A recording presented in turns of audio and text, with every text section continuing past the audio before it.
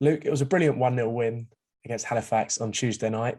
A late time we got back, but I just want to know, how's the rest and recovery gone since that game? Obviously playing Halifax on a Tuesday, getting back to the club at 3 a.m. Obviously boys have then got to do their 45 minutes to an hour back to their houses, played a massive part in our prep in regards to Kings Lynn. They had a day off on Wednesday. They were back in yesterday for a second day recovery. We worked on Kings Lynn in terms of inside on the analysis side of things. We had a good debrief with regards to how they set up, how they go about their business, where their strengths and their weaknesses are. And then today we've had a really good, lively session. I spoke to the group at the start of it to see whether they were happy with training at the intensity we normally train at, and it was a resounding yes. So we're ready, we're fit and firing, we're set in terms of the prep for Kings Lynn tomorrow. Another clean sheet on Tuesday night, but there was one slight downside to that game, an injury to Jamal Fifield. Have you got any injury news on him, Gus and Rico, who are also missing through injury? Yeah, look, Jammer's obviously gone and done his hammy. We don't know the extent of it just yet. It's been too short notice with regards to seeing how long or how little it'd be. He feels quite content with it. But obviously I'll get word from the physio and I'll update everyone as and when we know sort of the time frame on Jammer. Mark Ricketts and Gus, still waiting to get clearance on them. It's still early days today. We're hoping that they'll be in the squad tomorrow with regards to getting into the 16 for Kings Lynn. It's hard because Rico's got a little niggle on his knee and he keeps hurting on the last little bits in terms of passing, a little bit more longer passing, which is just opening up the joint. And Gus is running at the minute, really content, and we're hopeful that he's available for tomorrow. We're playing Kings Lynn tomorrow afternoon. This season, us and Kings Lynn having very different seasons. We're towards the top and they're second bottom of the league. What have you made from their season thus far? Obviously, Tommy Riddleton's gone in there now.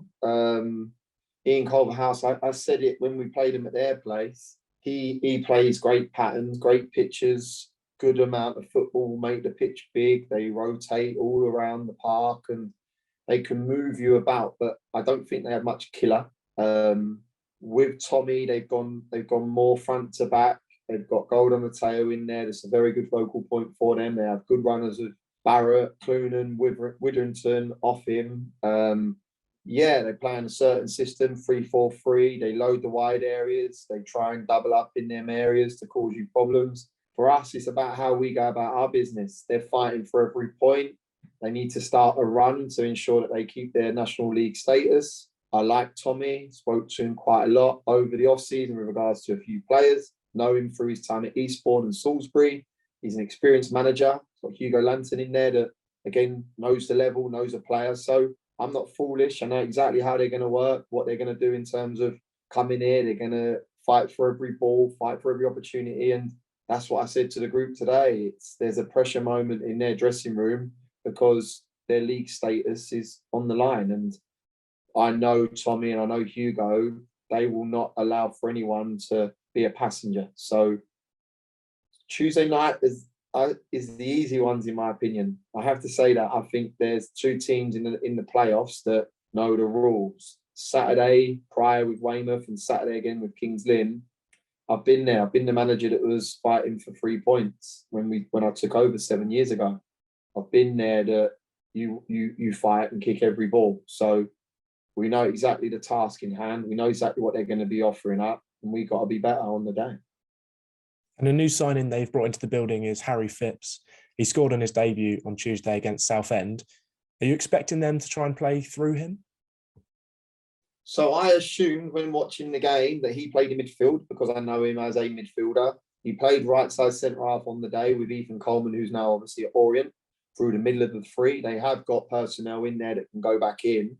Like I said, that's their doing. It's a great signing. Speaks to Darren McMahon a lot about him because he believes he's a very talented individual. He's just been unfortunate with injuries. We know their strengths. We know where we feel we can hurt them. We have to be better at nullifying their strengths and ensuring that we go and stick to our script and our game plan to go and get a win. That's exactly what we got to do. And that's where I say it week in, week out. It's probably where I've been different this year. A lot of focus has been on us and how teams can deal with us as opposed to us dealing with them. And I think that gives the group confidence. A lot of the stuff the staff come up with in terms of the ideas of how we break down an opposition, it's worked. We've scored goals from it.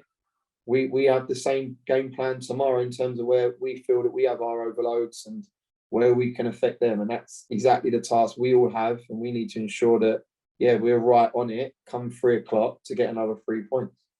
So it's a big 2 weeks coming up in the season. We've got Kings Lynn on Saturday, Bournemouth next week, and then Wrexham the week after that. How excited are you for the preparation and the games in these next 2 weeks? You know, I'm going to say, Mike, I'm a media person's worst nightmare. I've not even thought about AFC Bournemouth, as mad as it sounds. I spoke to the chairman earlier and I said that I felt the club's been immense on this FA Cup run because we played St Albans and it could be something that takes your eye off the ball, and we did. We then obviously played AFC Wimbledon, very much about staying focused. We had a job to do in between the St Albans and AFC Wimbledon game, and it's been the exact same thing with regards to from the AFC Wimbledon game to now the AFC Bournemouth game. Bournemouth game's great. That's in the horizon. The big thing for me is 3 o'clock tomorrow, Kings Lynn. We don't kick a ball in anger in the National League for the next 2 weeks once we finish the game tomorrow at 5 p.m. We need to ensure that we're giving ourselves the best opportunity to stay amongst the chasing pack with a positive win tomorrow afternoon. And for me, I wish the fans come out in their numbers. I know that there's going to be a message out to the fans from the club with regards to giving us one last push in prep for this Kings Lynn game. Get your friends, get your missus, your mother-in-laws, your father-in-laws, your mum, your dads, get your cousins, everyone to come to the game. The reason being is because, trust me, you're a massive part of what we've done at this football club in this season. You're huge to how we progress and where we're going as a football club. So, yeah, please come out and ensure you come and support the boys tomorrow because they react, and we'll do it for you guys come 3 o'clock tomorrow.